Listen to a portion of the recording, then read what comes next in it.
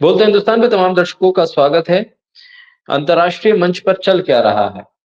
दरअसल Israel, Hezbollah, Hamas और Iran के इस पूरे मामले को लेकर दुनिया में किस तरह की हलचल है और साथ ही रशिया यूक्रेन का मोर्चा किस तरह से दुनिया को एक नई जंग की आहट दे रहा है। किस तरह से हालात बदल रहे हैं? यूएन में जो हुआ, यूएन रेज़ोल्यूशन को लेकर उसके बाद के हालात क्या हैं? किस तरह से बेंजामिन नेतन्याहू के खिलाफ जब समन जारी हुआ, गिरफ्तारी का वारंट जारी हुआ, उसके बाद के हालात क्या हैं? कैसे दुनिया बदल रही है और कितना प्रेशर है अब इज़राइल के ऊपर? और अमेरिका में अभी जब ट्रंप ने गद्दी संभाली नहीं है, तो अमेरिका का रवैया किस तरह से दिख रहा है इज़राइल के साथ? तमाम चीज़ों पर चर्चा करेंगे। हमारे साथ अमरीश जी हैं, उनके साथ चर्चा करेंगे। अमरीश जी, स्वागत है आपका। बहुत-बहुत धन्यवाद। अमरीश जी, क्या चल रहा है इस वक़्त?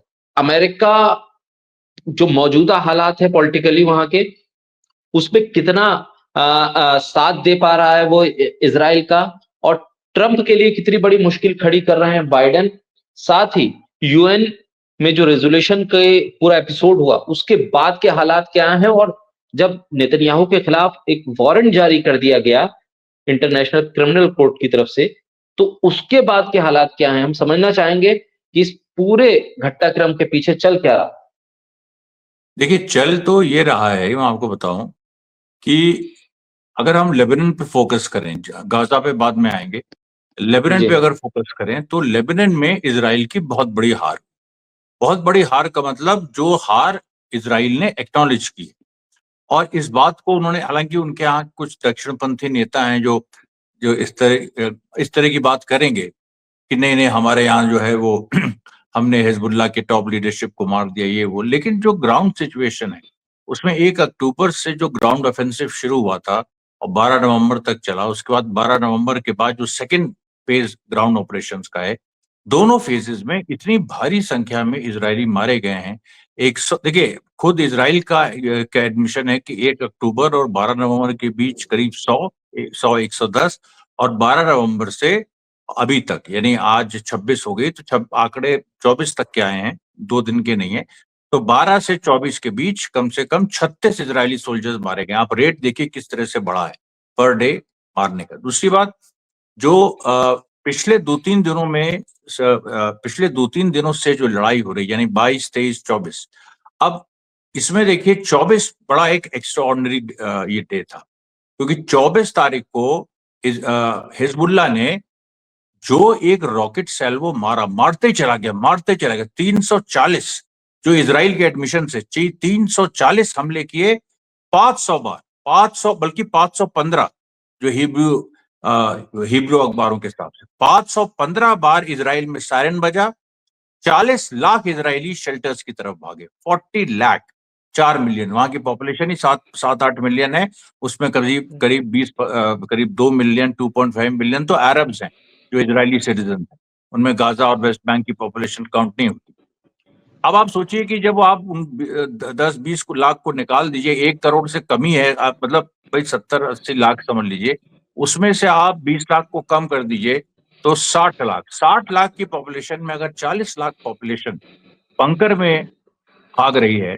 एक आपको एग्जाम्पल देते हैं, एक महिला का इंटरव्यू आया जो एक सेटलमेंट में रहती है, मैं नाम भूल रहा हूँ, पिरकवी मिच करके एक सेटलमेंट है, वहां पर रहती है। उसने कहा कि हमने कभी सोचा ही नहीं था कि हम पहले सायरन पे ध्यान नहीं देते थे, सायरन बजते रहते थे, हमको ये विश्वास था कि कभी स्ट्राइक नहीं करेगा।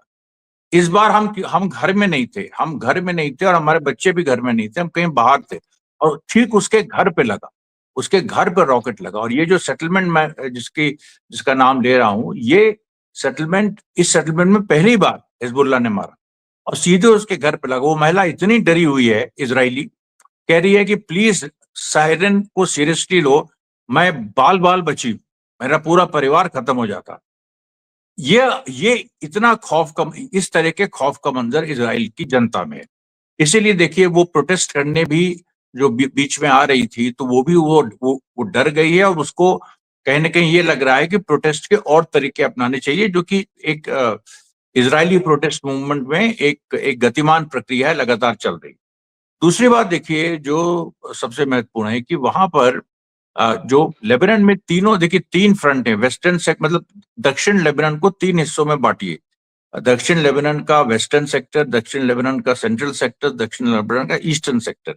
तीनों में इजराइल लंबे समय से कोशिश कर रहा है, खासतौर पे 12 नवंबर के बाद से कई बार उसको अंदर घुसा भी, उसको घुसने दिया गया, उसको हिजबुल्लाह ने घुसने दिया और उसके बाद एम्बुश लगा के उसने उसको मार दिया।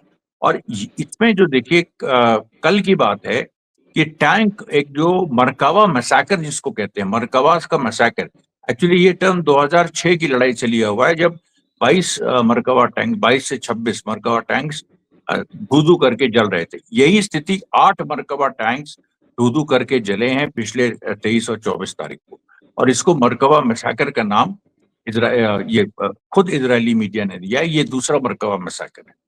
अब ऐसी, अच्छा, इजराइल की बड़ी बड़ी बख्तरबंद गाड़ियां, आप ये सोचिए 50,000 सेना, 50,000 सोल्जर इजराइल के इन तीनों फ्रंट में फैले हैं, वेस्टर्न, सेंट्रल और ईस्टर्न।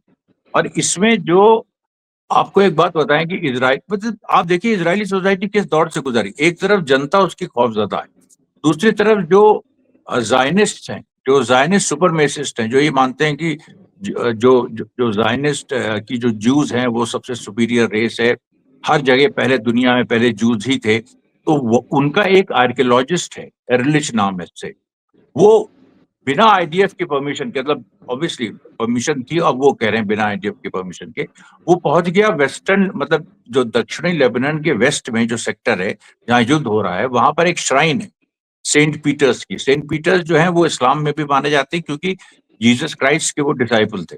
तो जीसस क्राइस्ट को इस्लाम में प्रॉफिट माना जाता है, तो इसलिए वो उनके डिसाइपल थे, तो उनकी भी बहुत इस्लाम और क्रिश्चियनिटी में इज्जत है। लेकिन ये आर्कियोलॉजिस्ट हमेशा शुरू से कहता है कि जितने अरब लैंड हैं सब पहले ज्यूस की थी। ये वहां पहुंच गया, लड़ाई चल रही है अभी, ये वहां पहुंच गया बकायदा यूनिफॉर्म में, ये जो अर्लिच जिसका नाम है ERLICH, ये वहां पहुंच गया यूनिफॉर्म में, मतलब काफी उम्र का है, करीब 75 साल का, पूरी सफेद उसकी मूछें सब कुछ, और हेलमेट लगा के वहां पहुंचा। हिजबुल्लाह ने वहां मार दिया, ही वाज किल्ड। अब आप ये बताइए कि ये जो ये अच्छा, एक जगह ये और गाजा में हुआ है, गाजा में एक और जगह जो एक महिला है जो गाजा में मतलब वो इन जनरल सेटलमेंट्स की पक्षधर है, वो नॉर्थ गाजा पहुंच गई। नॉर्थ गाजा में हलीवी बच के निकले, नेतन्याहू बच के निकले, पर ये पहुंची। इनके पूरे एंटुराज पे मार दिया हमास ने, उसमें से 3 लोग इनके एंटुराज के मारे गए, और ये बाल बाल बची हैं, इंजर्ड है, इनके पैरों को एम्पुटेट करना पड़ सकता है। तो अभी जो पूरी सिचुएशन है देखिए, वो ऐसी है कि कोई भी इस तरह की, मतलब एक तरफ जनता खौफजदा है, दूसरी तरफ जो एक्सट्रीम राइट सेक्शन है वो दूसरी दुनिया में रह रहा है, उसको लग रहा है कि फतेह हो गई। मतलब ये देखिए, ये वही स्थिति है कि जब हिटलर हार रहा था तो नाजीज का एक हिस्सा पागल हो गया था बेसिकली, उसको लग रहा था कि ये इसी जीत में हमारी, मतलब इसी हार में हमारी जीत है, और एक्चुअली हम एक दिन पलटेंगे और हम यहाँ पहुंच गए थे, हम वहां पहुंच गए। वो सच बता रहे हैं आपको, इसको एक साइकोलॉजिकल कंडीशन कहते हैं, ये जो जिस दौर से इजरायली समाज गुजर रहा है। इतना खौफजदा है कि जो वीडियोज आए हैं उसमें आप देखिए तो औरतें जो हैं उसमें मतलब ऐसा नहीं कि रो रही हैं, उनका दिमाग हिला हुआ है, उनको ये नहीं समझ में आ रहा कि दरवाजे पे कोई खटखटा रहा है तो वो चीख रही हैं कि बॉम्ब है। ये पूरी पोजीशन वहां पर है। अच्छा, अब हम आते हैं लेबनान पे। लेबनान पे क्या है कि इस पूरी स्थिति में जो अमेरिका का बाइडेन का ये, क्योंकि बाइडेन का जो यूक्रेन में युद्ध को उकसाने वाला जो तरीका था वो फेल हो गया, क्योंकि यूक्रेन ने हमला तो कर दिया रशिया पे। रशिया ने जब पलट के हमला किया, यूरेशनिक जो उसकी खास बैलिस्टिक मिसाइल है उससे हमला किया, तो ये लोग पूरी तरह से बैठ गए, क्योंकि वो उस तरह की वो उसको इंटरसेप्ट नहीं किया जा सकता। उसकी जो स्पीड है, उसका सब कुछ है, उस तरह के इंटरसेप्टर्स बने ही नहीं। आप 3-4 उस पे छोड़िए, वो एक एक्सपेरिमेंट है, मतलब आप रोक सकते हैं भाई, आप 6 मार दीजिए, 5, लेकिन ऐसे 1 to 1 में आप उसको नहीं रोक सकते। अब ओरेशनिक जो है, ये एक नया हथियार जो है रशिया ने ये रिलीज किया है, जो मीडियम रेंज का, लॉन्ग रेंज का भी नहीं, लेकिन इतना फास्ट है, इतना इफेक्टिव है कि वो पूरा, और उसके बाद उसका जो गोला होता है वो कई वो हवा में फटता है, जिसको MIVR टेक्नोलॉजी कहते हैं, multiple independent re entry vehicle.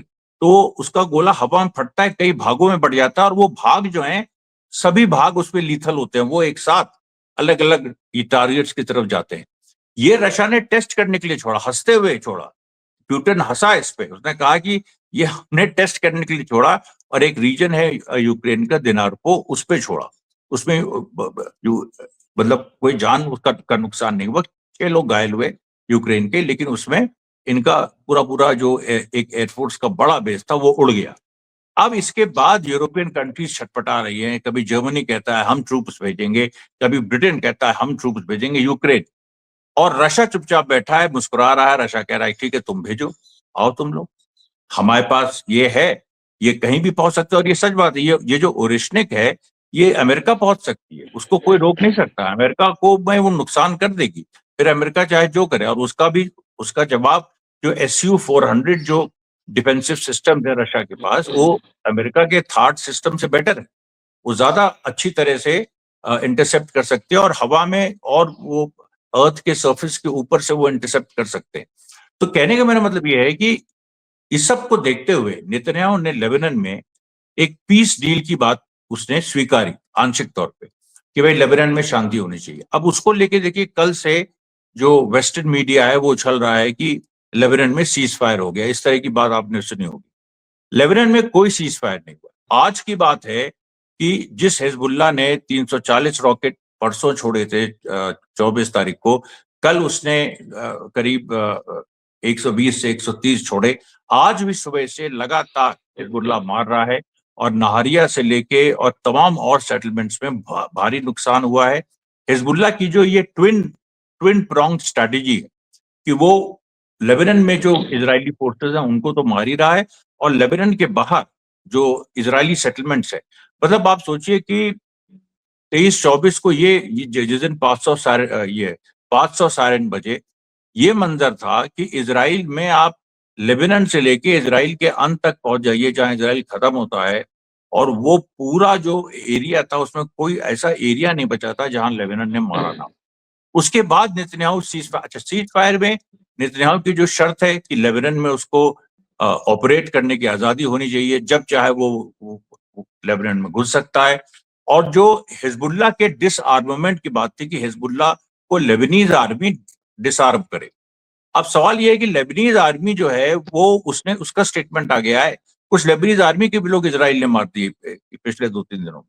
अब लेबनीज आर्मी का जो जनरल है वो क्रिश्चियन है, और वो जो है उसने बयान दिया है, उसने कहा, जोसेफ आउन नाम है उसका, उसने बयान दिया है, उसने कहा कि देखो लेबनीज आर्मी को स्प्लिट करने की कोशिश मत करो, ये लेबनान में सिविल वॉर हो चुकी है, और जो क्रिश्चियन सुन्नी मुस्लिम तो शिया मुस्लिम हैं ये यूनाइटेड हैं, लेबनीज आर्मी में तीनों हैं। कोई भी इस तरह की जो स्थिति है कि हिजबुल्लाह को डिसआर्म हम करेंगे, हम कर ही नहीं सकते हैं, क्योंकि हमारे साथ जो हिजबुल्लाह के लोग हमारी आर्मी में, मतलब वही जो मतलब शिया मुस्लिम्स हैं जो पूरा बल्क में सपोर्ट है, वो हमारी आर्मी में है, हम उनको कैसे नाराज कर सकते हैं, हमारी आर्मी टूट जाएगी। तो इस सवाल पे देखिए वहां पर एक बाइडेन भी नेतन्याहू पे थोड़ा प्रेशर बना रहा है, लेकिन नेतन्याहू ये समझ रहा है कि अगर हमने सीज फायर की बात आंशिक तौर पे मान ली और फिर हमने इस आधार पे तोड़ दी कि देखो हमें ये आजादी नहीं मिली थी कि हम अंदर जाके कभी भी मार सकें, हिजबुल्लाह जो है जस का तस बना हुआ है जहां पर है, 1 इंच भी हम लेबनान की जमीन पे काबिज नहीं हो पाए, और बाद में हम ये भी कह सके, तो ये खेल नेतन्याहू कर रहा है। अब जो फार राइट एलिमेंट्स हैं इजरायली गवर्नमेंट, उसमें स्मोत्रिच हैं तमाम, और उन्होंने कल बयान दिया, उन्होंने कहा कि लेबनान से कोई सरेंडर हम नहीं माने, लेबनान से कोई सीज फायर हम नहीं माने, हम नहीं मानेंगे, हम मानेंगे ही नहीं, हम लड़ाई जारी रखेंगे, और हिजबुल्लाह को हम खत्म करके ही मारेंगे। अब एक तरफ ये बात हो रही है, एक तरफ ये हो रहा है कि नेतन्याहू ये सीज फायर चाहते हैं, लेकिन सीज फायर उनकी शर्तों पे नहीं हो रहा है, उनकी शर्तों पे हो ही नहीं सकता है, तो फिर उनको भाई और कोई तरीका ही नहीं। सीज फायर का मतलब ये है कि इसराइल की फोर्सेस जो घुसी है वो वापस आ जाएं, जो रेजोल्यूशन 1701 यूएनओ का है, जिसके हिसाब से जो इजरायली ट्रूप्स हैं लेबनान बॉर्डर के इधर आ जाएं और हिजबुल्लाह लितानी रिवर के साउथ में रहे। तो हिजबुल्लाह को दो जो ऑब्जेक्टिव्स थे नेतन्याहू के वॉर के, लेबनान वॉर के, गाजा वॉर में तो ऑब्जेक्टिव्स फेल हुए। लेबनान वॉर के जो दो ऑब्जेक्टिव्स थे कि डिसमेंटलिंग ऑफ हिजबुल्लाह, और जो नॉर्थ में, जो इजराइल के नॉर्थ में जो सेटलर्स डिस्प्लेस हुए 5 लाख से ऊपर, जो सेटलर्स डिस्प्लेस हुए उनको वापस बसाना, ये दोनों फेल हो गए। क्योंकि सेटलर्स तो आप 70,000 लाए थे 5 लाख में से, उनमें से कोई सेटल नहीं हुआ है, और आप उनको फोर्स कर रहे हैं, वो होटलों में रुके हैं, जहां भी रुके हैं उनको आप फोर्स कर रहे हैं कि तुम जाके सेटल हो। वो मान ही नहीं रहे। कोई मतलब हार्डली 5 से 10 लोग गए होंगे। किरियत शमोना एक सेटलमेंट है जहां काफी बमबारी पहले भी हिजबुल्ला कर चुका है, अभी वहां पर 5 से 10 परिवार गए, फिर छोड़ के भाग गए। उन्होंने कहा हमें नहीं रहना यहाँ, यहाँ हम रह ही नहीं सकते, यहाँ कोई इंफ्रास्ट्रक्चर नहीं है, यहाँ आईडीएफ के बेसिस हैं, सेना ने पूरा अपना एरिया बना लिया है, यहाँ हम कैसे अपने बच्चों के साथ कैसे रह सकते हैं। तो वो फिर वापस अपने होटल चले गए जो कि सेंट्रल इसराइल में कहीं है। तो अब ये जो पूरी एक एक सिचुएशन है जिसमें लेबनान में आप फंस गए, नेतन्याहू फंस गया है, और ईरान में देखिए क्या हो रहा है। ईरान में लगातार रशियन वेपन्स पहुंच रहे हैं, और ईरान और रशिया का लगातार जो कॉपरेशन है वो बड़ा जबरदस्त चल रहा है। ईरान में जो टनल्स पहले बनाई गई थी उनको दुरुस्त किया जा रहा है, कोई ऐसी स्थिति बनती है तो उनका भी इस्तेमाल किया जाएगा। और ईरान जो है वो अब धीरे धीरे एक इजराइल के खिलाफ हमले की तरफ बढ़ रहा है, क्योंकि उसके बयान जिस तरह के, अब जैसे 1 अक्टूबर के पहले हुआ था, उसके पहले जैसा माहौल, हालांकि वो उस समय ये सैयद नसरुल्लाह की शहादत हुई थी 27 नवंबर को, तो एक थोड़ा सा दूसरा कॉन्टेक्स्ट है, लेकिन बातें वही हो रही। और हिजबुल्लाह ने जिस तरह से मारा है, इसका मतलब है कि जो ईरान अटैक करेगा तो कोऑर्डिनेटेड तरीके से हिजबुल्लाह, यमन, इराक, ये तीनों हम हमला करेंगे, और इधर से हमास और वेस्ट बैंक में जो पैलेस्टीनियन रेजिस्टेंस है वो हमला करेगा। ये एक बड़ी एक प्लानिंग बन रही है कि इसराइल के खिलाफ एक बड़ा अ, जहां वेस्ट बैंक गाजा में बड़ा जन विद्रोह हो जाए, और वहां एक एक मिलिट्री ऑपरेशन हमास अपना करे। उधर से यमन, मैंने बार बार कहा, यमन इन्वेड भी कर सकता है। शुरू में वो मिसाइल्स मारेगा, फिर वो फिजिकली इन्वेड करेगा। और उधर से इराक और लेबनान, ये तो है, और सीरिया, सीरिया का भी पूरा इन्वॉल्वमेंट है, क्योंकि रशिया और ईरान के संबंध बहुत अच्छे हो गए। तो ये देखिए समग्रता में ये सिनारियो है इसका।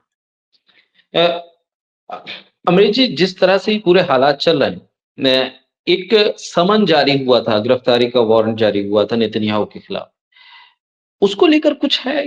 कितना लॉजिकल है वो समन? इम्प्लीमेंट कैसे होगा? क्या पेचीदगियां हैं उसकी? क्या जानकारी इसके बारे में निकल के आ रही है?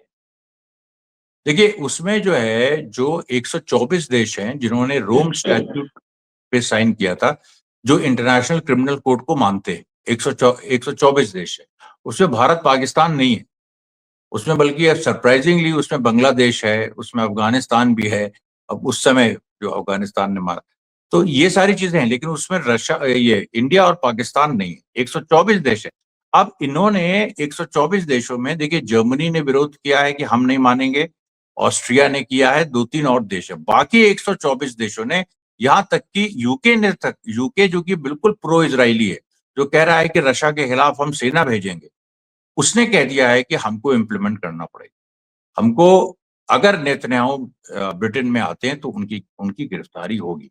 अमेरिका ने कस के विरोध किया। अमेरिका ने कहा है कि आईसीसी के खिलाफ हम, मतलब अमेरिका सैंक्शंस देशों के खिलाफ लगाता था, जहां देखो सैंक्शन, इंडिया के खिलाफ भी सैंक्शन लगा दिए थे जब न्यूक्लियर टेस्ट यहाँ हुआ था। अमेरिका जो है वो कह रहा है कि हम आईसीसी के खिलाफ सैंक्शन लगा देंगे। अरे आईसीसी के खिलाफ तुम कौन से सैंक्शन लगा दोगे? मतलब आईसीसी को बंद कर दोगे ना, और क्या करोगे उसमें? सैंक्शन क्या कोई देश है वो? उसकी कौन सी चीज बंद करोगे? उसके जो उसके लॉयर्स हैं, उसके जजेस हैं, उनको क्या करोगे? उनसे उनको निकाल सकते हो? तो ये ऐसी बेवकूफी की बातें, ये जो बाइडेन का देखिए, जो जो ट्वाइलाइट इसका समय है, जो बिल्कुल अंतिम समय बाइडेन का हम कह सकते हैं इस समय है, वहां पर हो रही हैं। ट्रंप अभी देखिए तमाशा देख रहा है। यूक्रेन में जिस तरह के हालात बाइडेन ने बना दिए हैं, ट्रंप को ब्लैकमेल करने की कोशिश कर रहा है। ट्रंप ब्लैकमेल नहीं हो रहा है, वो किसी भी हालत में वो बाइडेन के लोगों को अपॉइंट करे, या वो करे, या कुछ इस तरह की बयानबाजी कर दे। उसने अभी तक देखिए यूक्रेन के सवाल पे, जबकि मिसाइल्स का आदान प्रदान हो गया, अमेरिका ने परमिशन दे दी यूक्रेन को कि तुम मिसाइल्स मारो, इंग्लैंड के मिसाइल स्टॉर्म शैडोज उसने मारे, सारी चीजें हुई, लेकिन कभी भी ऐसा नहीं हुआ कि ट्रंप ने कुछ ऐसा कहा हो जो यूक्रेन के पक्ष में हो, और ये चीज ज़ेलेंस्की बार बार कह भी रहा है। और बाइडेन जो है वो इस तरफ जा। अच्छा, आईसीसी का जो वारंट है उस पे सबसे इंटरेस्टिंग बात खमेनी, जो ईरान के सुप्रीम लीडर खमेनी ने कही, उन्होंने कहा कि अरेस्ट वारंट से नहीं होगा, इनको फांसी होनी चाहिए। नेतन्याहू और येवस गालेन जो दो मेन लोग हैं जिनके खिलाफ अरेस्ट वारंट निकला, बाकी भी इजरायली मंत्री, इनको फांसी होनी चाहिए। दूसरी बात उन्होंने कही कि आज की तारीख में जो राजनीतिक स्थिति है वो ये है कि इजराइल आइसोलेटेड है। इजराइल के साथ बहुत कम देश खड़े हैं, क्योंकि आईसीसी की रूलिंग के बाद ये ना इटली जा सकते हैं, ना स्पेन जा सकते हैं, ना फ्रांस जा सकते हैं, ना इंग्लैंड जा सकते हैं। अमेरिका छोड़ के ये कहीं जा नहीं सकते। तमाम उसमें अफ्रीकन देश भी हैं, तमाम ऐसे देश हैं जिन्होंने कहा है कि भाई हमें आईसीसी का, हम माने, हम सहमत हों चाहे ना हो, लेकिन आईसीसी की रूलिंग हमको माननी पड़ेगी। और यूरोपियन कमीशन के चीफ बोरेल, उन्होंने कह दिया कि यूरोपियन नेशंस के ऊपर ये लाजिम है कि वो इस चीज को माने। जब प्यूटन के खिलाफ वारंट निकला था सब तो बहुत खुश हो रहे थे, अभी क्या हो गया, डबल स्टैंडर्ड नहीं चले। ये पूरी सिचुएशन है देखिए, और ये इजराइल के खिलाफ पूरा एक डिप्लोमेटिक एक जो माहौल है वो भी खिलाफ है, जमीनी जो स्थिति है वो भी खिलाफ है, और अमेरिका में जो बाइडेन की चाल थी वो भी देखिए लड़खड़ा रही। बहुत शुक्रिया अमरीश जी, बोलता हिंदुस्तान के साथ जुड़ने के लिए, इस महत्वपूर्ण मुद्दे पर चर्चा करने के लिए बहुत शुक्रिया।